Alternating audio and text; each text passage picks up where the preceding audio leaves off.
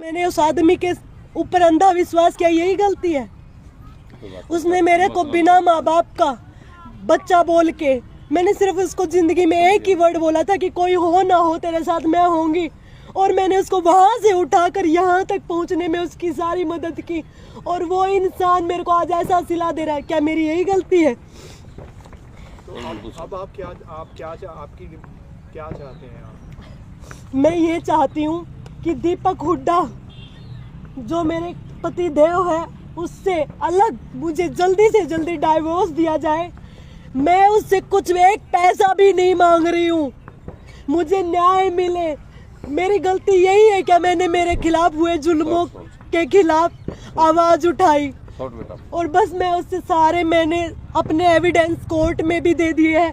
13 तारीख को मैंने कोर्ट में अपना हाँ मेरे जो डाइवोर्स का केस भी फाइल कर दिया है, और वो इंसान मेरे को प्रेशराइज कर रहा है कि मैं डाइवोर्स ना लूं और इनके खिलाफ ना बोलूं।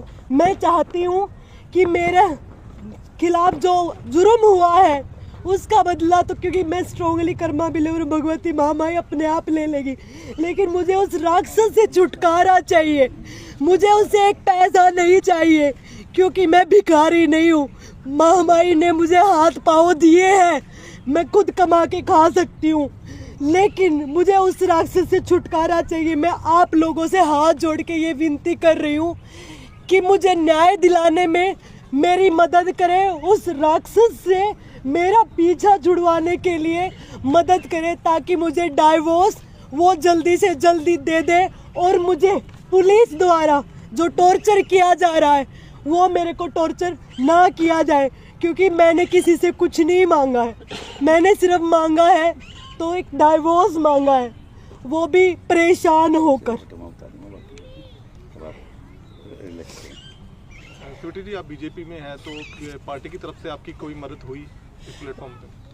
देखिए, मैं आपको बता दूं कि मैं इस हालात में नहीं थी, मैं बहुत डिप्रेशन में थी। उस दिन जिस दिन ये एफआईआर हुई, झूठी एफआईआर दीपक हुड्डा ने की, उस दिन मुझे पैनिक अटैक आ गया था, और उसने झूठा जाके केस भी लगा। पैनिक अटैक मेरे को 30 मिनट में वहाँ बेहोश पड़ी थी, और वो आदमी मेरे ऊपर इल्ज़ाम लगा रहा है कि मैंने मार दिया। मैं होली हॉस्पिटल में 5 से 6 दिन तक वहाँ एडमिट भी रही हूँ, और वो आदमी ने इल्ज़ाम लगाया। मैं कहीं जा नहीं पाई, मैं किसी नेता से किसी से मैं मिल नहीं पाई हूँ, क्योंकि मेरी ऐसी हालात है ही थी नहीं। मैं इतने डिप्रेशन में थी कि मैं बोल पाऊँ, मैं अपनी ये बातें मेरे माँ बाप को भी नहीं बोल पाती थी। मैं न बिल्कुल मेरी माँ के कंधे पर, मेरी माँ ने मुझे इतना बुरे हाल में देखा, मैं उनको भी बातें नहीं बता पाती थी। उनको भी मैंने रिकॉर्डिंग के जरिए ही सारी चीज़ें बताई है, मेरी इतनी बुरी हालात थी। तो मैं सिर्फ एक बार सीएम साहब से मैं मिल के आई थी, तो उन्होंने मुझे आश्वासन उस टाइम दिया था, लेकिन अभी तक कुछ हुआ नहीं है। और मैं सबसे बस यही बोलना चाहती हूँ, मैं बहुत ज़्यादा डिप्रेशन में हूँ, मेरे ऊपर बहुत ज़्यादा दबाव बनाया जा रहा है, मेरी मदद कीजिए। पूछना चाहूँगी, शादी से पहले ही दीदी आपने बताया कि आपकी प्रॉब्लम क्रिएट हो गई थी, तो इतनी इन्वेस्टमेंट आप बता रहे कि आपने करी है, तो वो आपने क्यों करी? पहले नहीं सोचा समझा कि भाई बाद में जाके रिश्ता बिगड़ भी सकता है, जो अब शादी के 4 दिन पहले मैंने बताया, 4 दिन पहले मैंने बताया था जब उन्होंने वो डिमांड की। बट वो अपने सामाजिक में मैंने बताया आपको, लड़कियों को हमेशा ये बोलते कि कोई बात नहीं, देना है हमें, ये सारी चीज़ें करना है, कोई बात नहीं, कर देंगे। क्या पैसे, क्योंकि मेरी फैमिली के लिए और मेरे लिए पैसे मायने नहीं रखते, रिश्ते मायने रखते हैं। खुश हो जाएगा तो कोई बात नहीं, हम दे देते हैं, ये कोई चीज़ें नहीं है, पैसे कोई मायने नहीं रखते अगर इंसान खुश हो तो। समझ गया।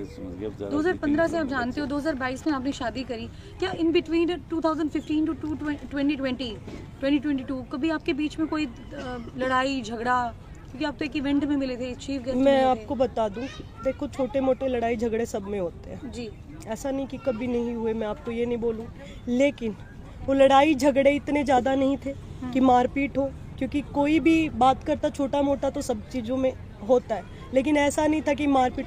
और मैं आपको बता दूं कि मैं 9-9 महीने 10-10 महीने कैंप में रहती थी। और आपको मैं बता दूं कि मेरा जो कैंप्स भी लगते थे इंटरनेशनली, मेरे कैंप पे मैं बाहर विदेशों में ज़्यादा रहती थी, हमारी बातें फ़ोन पर ज़्यादा होती थी। और फ़ोन पर भी जैसे इंटरनेशनल की टाइमिंग अलग अलग होने की वजह से हमारी बातें भी बहुत लिमिटेड होती थी, क्योंकि मेरा भी ट्रेनिंग टाइम रहता था बहुत कम। मतलब मैं ये नहीं कहूँगी कि बहुत ज़्यादा, बहुत कम मेरी बातें होती थी, ऐसा नहीं है। हाँ, लेकिन बातें होती थी, मैं जानती थी, लेकिन इतना क्लोजली कि किसी इंसान की कोई ऐसे थोड़ी नहीं सोचेगा कि ये इंसान ऐसा हो जाएगा। अगर ऐसे पहले ऐसे पता होता कि ये ऐसा ये मेरे साथ करेगा तो मैं क्यों करती ये चीज़ें। आप दूसरी लड़कियों से डिफरेंट है, आप तो बचपन से लेके ही लोगों के बीच में भी रही है, सामाजिक कार्य वगैरह भी रही हैं आपके। कभी भी ये थॉट नहीं आए मन के अंदर कि बात इतनी बढ़ सकती है जिस प्रकार से आज बढ़ी हुई है? कभी मैं बहुत बाहर जितनी मैं अपने आप को स्ट्रॉन्ग दिखाती हूँ, मैं बहुत इमोशनल लड़की हूँ। और मैंने बताया कि उसने मेरे को हमेशा से ही, कभी लड़ाई होती या कुछ भी ऐसे होता तो बोलता कि मैं बगैर माँ बाप का बच्चा हूँ, और वो रोने लग जाता अगर कोई गलती। शादी से पहले इतना नहीं था, मैं बता कुछ मतलब ऐसी बातें नहीं होती थी। मैं शादी के बाद की बातें कह रही हूँ, जब मैंने वो चीज़ें बर्दाश्त की, पंचायतों की बात मैं बता रही हूँ। उसने पाँव पकड़े हैं, लिटरली वो रोया है और सारी चीज़ें उसने की है। उस टाइम मैं उसको माफ़ करती गई और मैं उसके साथ जाती गई। लेकिन जब मेरे परिवार के प्रेशर की वजह से, क्योंकि मेरे परिवार में आज तक किसी का रिश्ता भी नहीं टूटा है, मैं जहाँ भी हूँ मैं अपनी जड़ों से जुड़ी हुई हूँ। मैं कभी कितनी भी मॉडर्न हो जाऊँ, लेकिन मैं हमेशा अपने परिवार से, अपने जड़ों से जुड़ी रहती हूँ। मैं ये सोच रही थी कि कोई बात नहीं, टाइम निकल रहा है, निकल जाएगा, बदल जाएगा, ये चीज़ें सोच के। और हर बात आपको लगता है कि पुलिस, जैसे कि स्वीटी ने नाम लिया, पुलिस भी बचाने की कोशिश कर रही है दीपक हुड्डा को? देखिए, जो fact and circumstances of the case हैं, each and every transaction bank transaction में अगर नहीं, वो सवाल ये है जी, आप कह रहे हैं कि कुछ अधिकारी इसमें मिले हुए हैं और आपको बताया भी नहीं, और आपको महिला थाना से सिविल लाइन थाने में केस भी ट्रांसफर हो गया, तो ऐसे में आपको लगता है कि आपको न्याय मिलेगा? वो कुछ भी कर सकते हैं, हमारे सबूतों के साथ भी छेड़छाड़ कर सकते हैं। वो जब इतना कर रहे हैं, हमें चीज़ों का पता ही नहीं है, वो हमारे सबूतों के साथ छेड़छाड़ कर सकते हैं। और 1.5 महीने से आप ये देखो कि इतनी बार जाने के बावजूद, मैं थाने के चक्कर लगाने के बावजूद मेरे को न्याय नहीं मिल रहा। मेरी कंप्लेन पर मैंने सारे सबूतों के साथ जो दिया है, उस पर 1.5 महीने से कोई कार्रवाई नहीं हुई है।